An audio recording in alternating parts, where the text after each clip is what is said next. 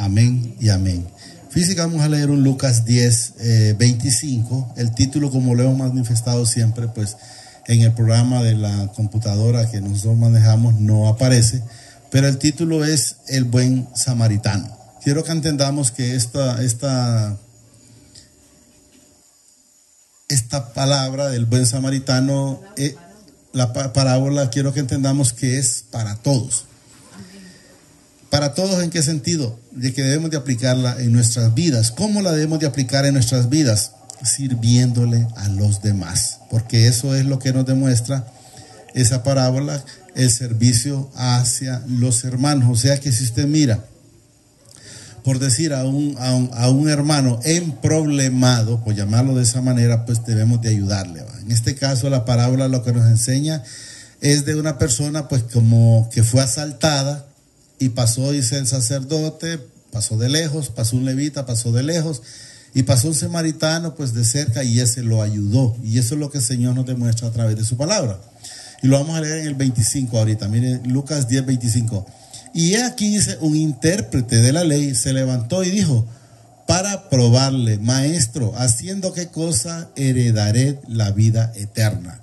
Quiero que entendamos en ese momento, cuando todavía Jesús estaba, pues estos intérpretes o los sacerdotes básicamente lo que buscaban era como incomodar a Jesús, como viendo a ver qué malo hacía. Pero queremos de entender que lo que menos entendieron en su momento ellos es que Jesús sabía hasta de sus pensamientos, sus intenciones y todo lo que cada uno de nosotros pues tenemos en nuestro corazón y en nuestra mente.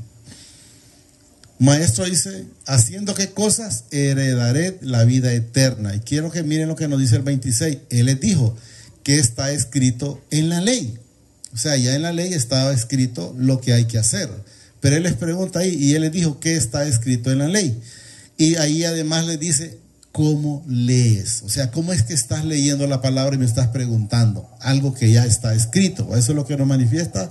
Y le dijo, ¿qué está escrito en la ley? Les dijo Jesús y les pregunta, ¿cómo lees? O sea, ¿cómo estás leyendo para que puedas entender qué es lo que la palabra te da a entender que tenemos que hacer? Aquel respondiendo dijo, amarás al Señor tu Dios con todo tu corazón y con toda tu alma. Quiero que entendamos que son los dos mandamientos. Amarás al Señor tu Dios con toda tu alma, toda tu mente, todo tu corazón y todo es todo. Y el segundo mandamiento es amarás al prójimo como a ti mismo. Como quieres que te miren, mira. Como quieres que te hablen, habla. Y he puesto varias veces ejemplo cuando dice, cuando uno da una sonrisa, ¿qué le da a otra persona? Le da una sonrisa. Cuando usted le da la mano, ¿qué le da? Otra mano. Entonces debemos de ver que si lo que damos, de acuerdo a lo que demos, es que vamos a recibir. Y eso es lo que nos manifiesta, ¿verdad? Aquel respondiendo dijo, amarás al Señor tu Padre con todo tu corazón y con toda tu alma y con todas tus fuerzas. O sea, todo es todo, quiero que entendamos. Y con toda tu mente y a tu prójimo como a ti mismo. ¿Cómo quieres que te miren? Pues así tienes que ver, ¿verdad? ¿Cómo tenemos que vernos? Como queremos que nos miren. Y le dijo, bien has respondido, haz esto y vivirás. O sea, Jesús le está manifestando eso a tu prójimo y le dijo, bien has respondido, haz esto y vivirás. Le está diciendo Jesús al que él está haciendo la pregunta. Luego le dice en el 29, pero él queriendo justificarse, miren, a sí mismo. Cuando de repente alguien dice, ¿y por qué no le ayudaste a tal persona? Por decir, vaya alguien que ve en un vehículo y dice, ¿y por qué no le diste jalón? No, es que como ahora es tan peligroso. ¿Qué tal y lo llevo y me asalta? Entonces, ¿qué hace la gente? Justificarse. Otros dicen, alguien anda buscando por decir que le dé aunque sea un bocado de comida. Entonces viene y le dice, no, ¿y cómo le voy a dar si lo único que tengo es para mí? Pero enteramente, si usted quiere compartir, pues déle de la suya. Pero debemos de entender, pero hay que hacer algo. No es que hay que quedarse ahí justificándose, como en el caso aquí mismo, pero él queriendo justificarse a sí mismo, dijo a Jesús, ¿y quién es mi prójimo? O sea, no conozco al prójimo. ¿Cómo es posible que no va a saber alguien quién es su prójimo? O alguien que diga, Por decir que yo no sé quién es mi esposa, claro que la conoce, o quién es mi hermano, o quién es mi primo, o quién es mi tío, hermano que salga de alguien que no conozca qué familia, pero casualmente hoy me decía alguien, ¿será que esta es familia suya? Me dijo un muchacho que yo lo conozco, es mecánico, ¿va? Pues tiene que ser familia mía, Leo, porque si es hijo del Señor, pues somos familia conmigo. ¿Estamos entendiendo? Entonces debemos de saber que todo al prójimo que podemos ayudarle, sea de una manera o de otra, cuando alguien se cae, lo podemos ayudar a levantarlo, cuando alguien se está echando una carga en el lomo, pues igual hay que ayudarle. Si está haciendo un trabajo y se le puede ayudar, pues hay que ayudarle. Si llegó a su casa y le puede dar un vasito con agua, pues déselo. Y si le puede dar una tortilla, pues ni cosa mejor. Pero no se justifique que no lo hace porque solo eso tiene, o que no lo llevo porque y qué tal y me asalta. No justifique para no hacer las cosas, porque lo que hacen es justificarse para no hacer nada, ¿va? Así mismo dijo Jesús. ¿Y quién es? Le preguntó él, ¿y quién es mi prójimo? Respondiendo Jesús dijo, un hombre descendía de Jerusalén a Jericó. Quiero que entendamos que él ahí está manifestando la parábola, le está contando, le está diciendo Jesús, le está diciendo, mira, para explicarle a él cómo, quién es el prójimo, ¿verdad? O quién enteramente le ayuda al prójimo. Respondiendo Jesús le dijo, un hombre descendió, dice, de Jerusalén a Jericó y cayó en manos de ladrones, o sea, fue asaltado. Eso es lo que da a entender.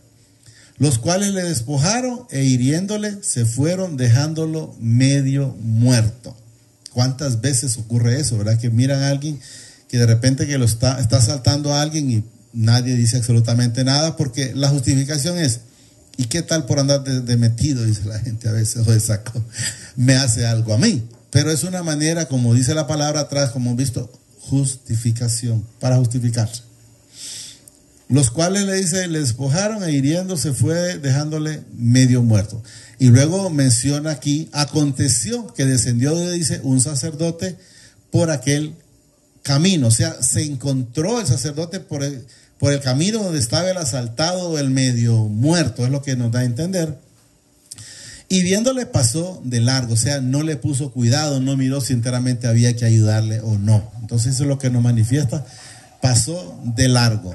Asimismo, un levita, llegando cerca de aquel lugar, dice, y viéndole pasó de largo. O sea, está mencionando que pasó primero un sacerdote y luego pasó un levita. O sea, pasó otra persona y hizo lo mismo. Eso es lo que nos manifiesta. Luego nos dice en el 33, pero un samaritano que iba de camino vino cerca de él. O sea, se fue a ver en qué le podía ayudar, llamémoslo de esa manera.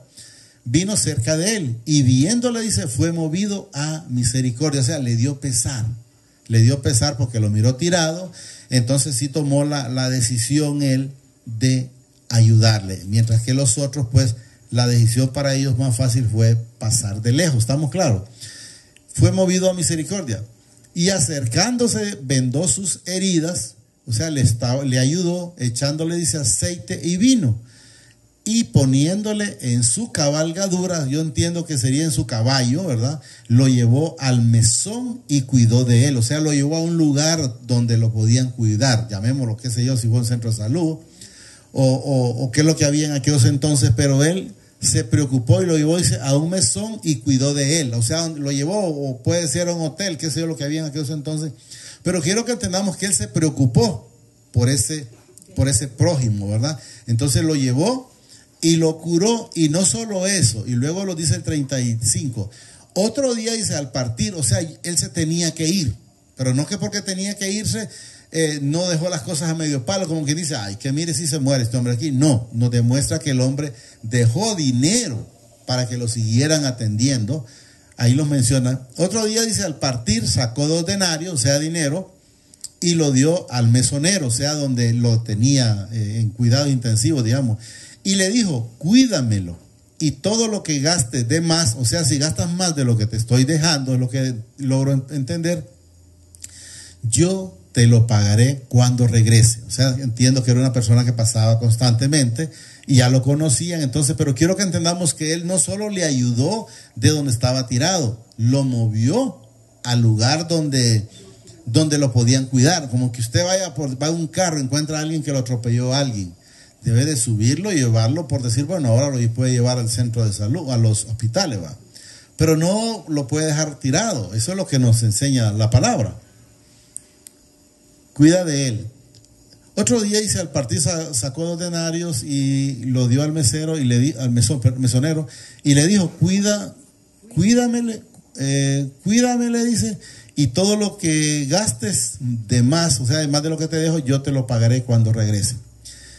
Y ahí le pregunta a Jesús, ¿quién pues de estos 3 te parece que fue el prójimo del que cayó, dice, en manos de los ladrones? O sea, le está haciendo la pregunta.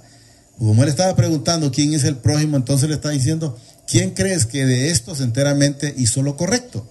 Y eso es lo que lo manifiesta. Y luego lo dice en 37, por ahí.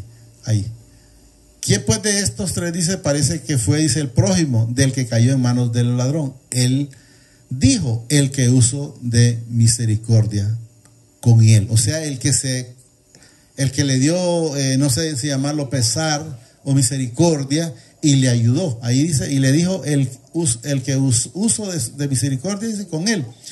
Entonces Jesús le dijo, ve y haz tú lo mismo. ¿Y qué nos enseña si le dice Jesús, ve y haz tú lo mismo?